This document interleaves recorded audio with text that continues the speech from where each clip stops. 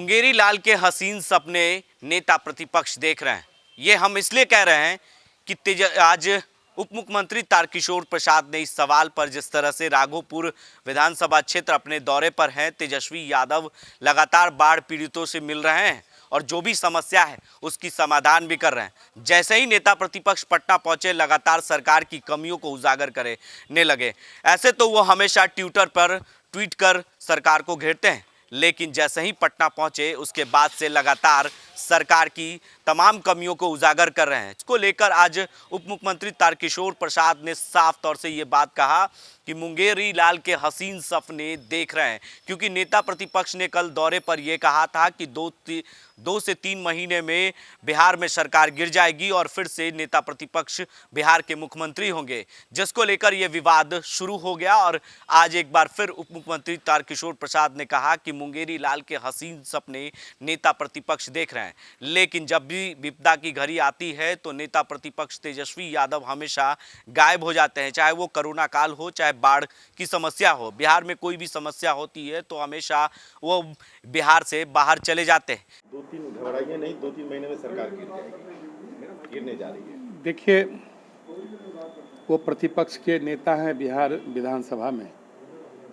लेकिन बिहार जब गहरे कोरोना के संक्रमण के संकट से गुजर रहा था, वो बिहार से बाहर थे और जब वो लौटते हैं तो कुछ ऐसी बातें कह जाते हैं जो सनसनी तो फैलाती है, लेकिन वो बाद में मुंगेरी लाल के हसीन सपने बनकर रह जाते हैं। बिहार आने के बाद जिस कोरोना के संक्रमण से बिहार गुजरा और भारत के यशस्वी प्रधानमंत्री श्री नरेंद्र मोदी जी के मार्गदर्शन में और बिहार के यशस्वी मुख्यमंत्री श्री नीतीश कुमार जी के नेतृत्व में हम सबों ने जो हमारे पास संसाधन थे उसका बेहतर इस्तेमाल करके इस पर काबू पाने का काम किया। लेकिन इन चीज़ों से उनका कोई वास्ता नहीं है। बिहार की जो मूल समस्या, जो लंबे अरसे तक जिसके कारण कई चीज़ें ठहर सी गई है, हम कई कार्यक्रमों को स्वरूप नहीं दे पाए, लेकिन वो दिल्ली में व्यस्त थे। वो क्यों व्यस्त थे इस संबंध में हमें कोई टिप्पणी नहीं करनी है, लेकिन इतना ज़रूर हम कहना चाहेंगे कि इस तरह की बयानबाजी से बिहार के लोगों को भ्रमित नहीं करें। बिहार के लोग जागरूक हैं। मुख्यमंत्री श्री नीतीश कुमार जी के नेतृत्व में ये 16वां साल सरकार का है। 20 के 1-2 सालों को छोड़ दिया जाए तो एनडीए की लगातार सरकार 15 वर्षों से चल रही है। तो कहीं न कहीं राज्य के लोगों का एक विश्वास को हमने जीता है और सरकार की जो प्रतिबद्धता है, सरकार ने जो कार्यक्रम प्रारंभ किए हैं वो कहीं न कहीं बिहार का आम आदमी उसे महसूस कर रहा है और इसलिए हम सरकार में हैं। इतने लंबे अरसे तक सरकार में रहना कोई सामान्य बात नहीं है। कहीं न कहीं हम बिहार के लोगों का दिल भी जीतने का काम किया है।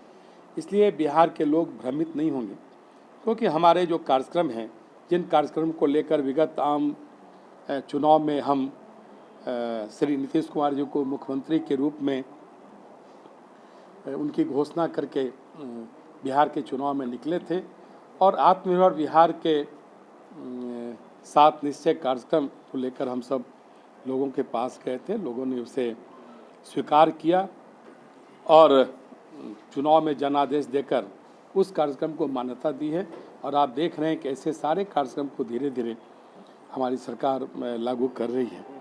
इसलिए विपक्ष के नेता से बहुत विनम्रता से हम कहना चाहते हैं कि इस तरह की गलतफहमी पैदा करना, कुछ ऐसी बातें कह देना जिससे सनसनी तो फैलती है लेकिन वो टाई फीस होता है, तो उनको बचना चाहिए। बिहार के विकास में प्रतिपक्ष के नेता के नाते जो उनकी भूमिका होनी चाहिए उसका वो निर्वहन करें, उसका वर्णन करें, तो मुझे लगता है कि वो ज़्यादा बेहतर होगा।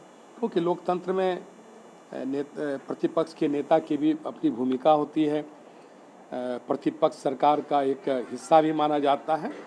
ये सारी चीज़ें जो बड़े बड़े हमारे राजनीतिक बड़े मनीषी कह गए हैं उसको वो चरितार्थ करें और जिस राघोपुर की जनता से कुछ वायदे करके वो बिहार विधानसभा में आए हैं उन वायदों का ध्यान रखें। क्षेत्र में लंबे अरसे से जो क्षेत्र के लोगों की कठिनाइयां हैं उसको उनको देखना चाहिए।